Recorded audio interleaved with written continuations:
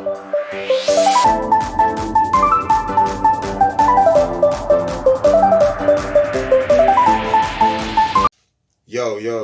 what's up? It's your boy, Kupz the Universe, and we are back.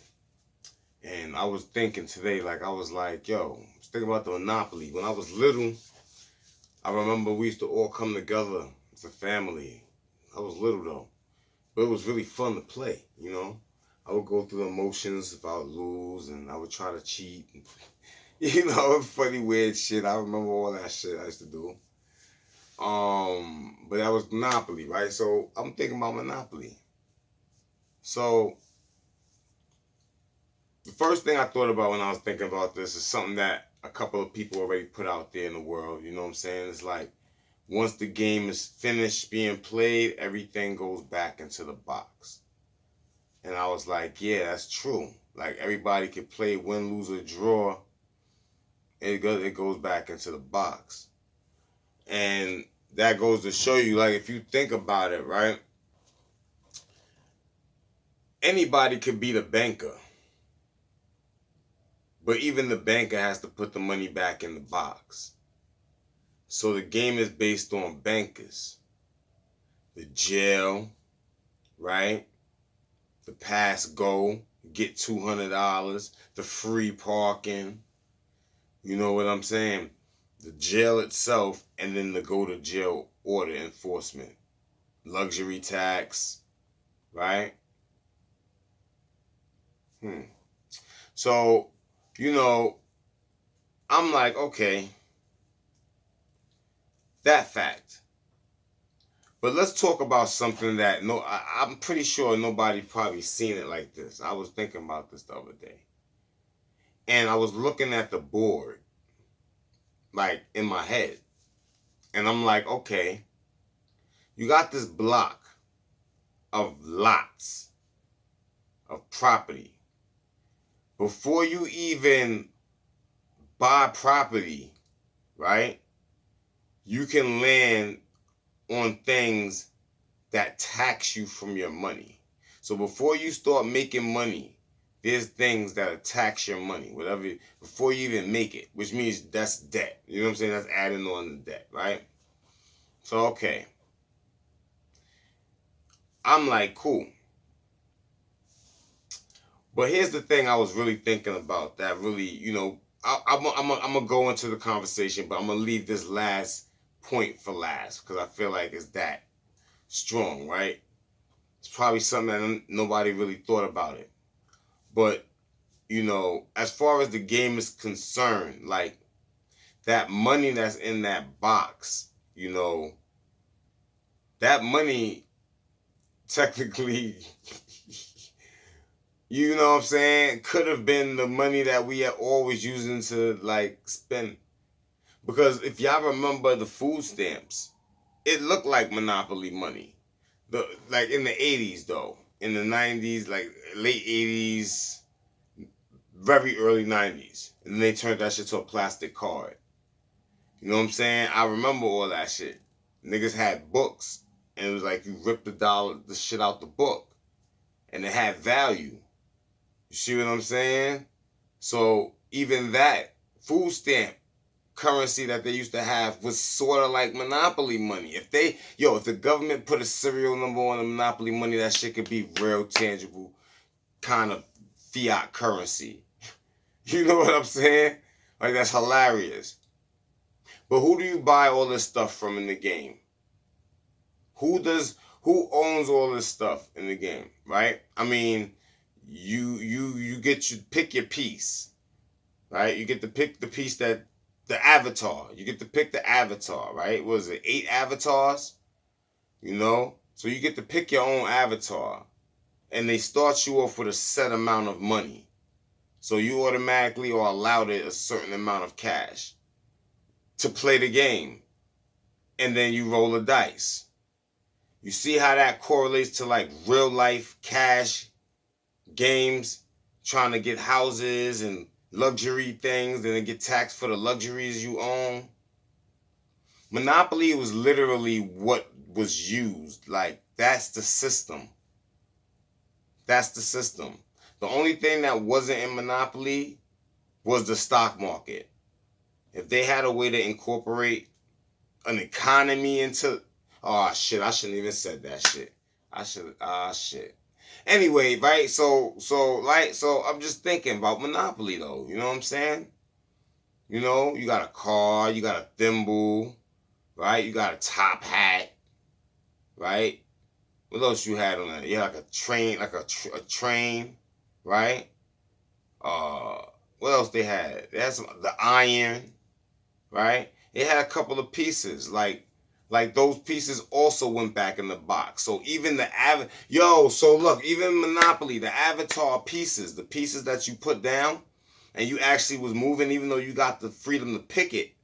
That's why I came with the money. Like at the end of the game, those pieces go back in the box. It's like they own that. Those little pieces on the Monopoly board was like the straw man identity. See what I'm saying? And boom. So now you buy these lots from the banker. The banker is not a designated banker. In fact, anybody in the room of the game could be the banker. They usually let the banker be the person that's most trusted with not stealing the fake money, because we all play Monopoly and we all took money out of the stuff. We all did it, right? It's nothing. We was little kids when we did it too, so it's nothing crazy. But you buy it from the bank, and then the bank gets it back at the end. You land on them. You buy the lots. Boom, boom, boom. You can charge rent when people land on your property, right? What is that? That means when somebody lands on your property, that means they stay at your property. Like, so you have a commercial property. You see what I'm saying? Maybe like an Airbnb. And then as you go, you buy your houses and you buy your hotels, and right? You try to bankrupt the other person. So it already, since it's a young game from a young mind, like from young kids playing that game, it already taught you the competition with people in this world of making money and trying to break the next person. Then it also shows you the real mentality of like very, very, very successful business people. Because that's business and real estate. Because you buying and you developing houses. So Monopoly dealt with real estate and lots. You see what I'm saying? So at the end of the day, it's like, all right, you buy these properties from the house, you buy the motels, you buy all this stuff, you break each other, and then at the end of the day, the house wins because everything goes back because it was all a fake game.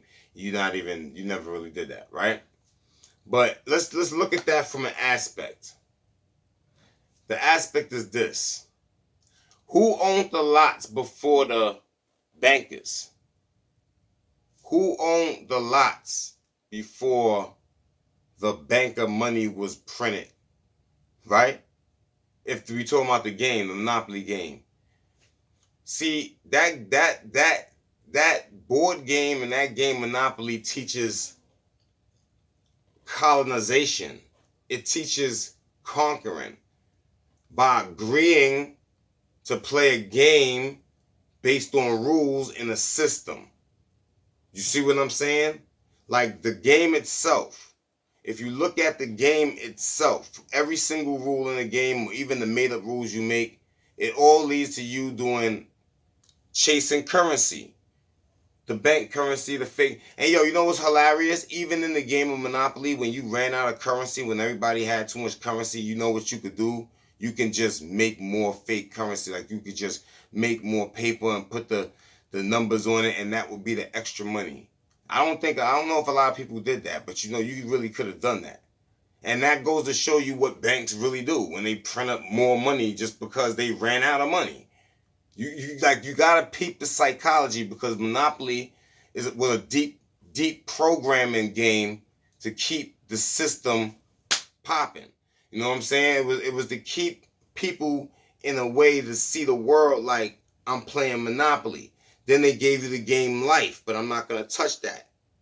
Not yet. Maybe I'll do that next, because I just had some ideas flash in my head. But at the end of the day, indigenous people would have owned those lots. Whatever lots that Monopoly board represented. And the way that game don't show you is that little white guy with the barnacle and the hat was probably one of those people that ordered them cleared out the land, exterminated off the land. And I'm sorry to make Monopoly such a dark game, because I was just thinking like this in correlation to the indigenous, you know what I'm saying, and the current circumstances of everything, and standings and status and such and so on and so on and so forth. But that game would have had to conquer them, get rid of them, then make you agree to play in their system, give you money to be in that. And you know where the indigenous would have been? You wouldn't have seen them, because they wouldn't have been able to pay to stay on your lots. You know, when you go broke, you go back in the box.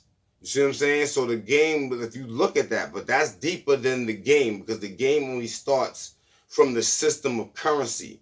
You see what I'm saying? But if you look at what's happening with the lots, and you buying the property from the banks, and the banks already got all the properties, it's like, well, how did you get this property, sir?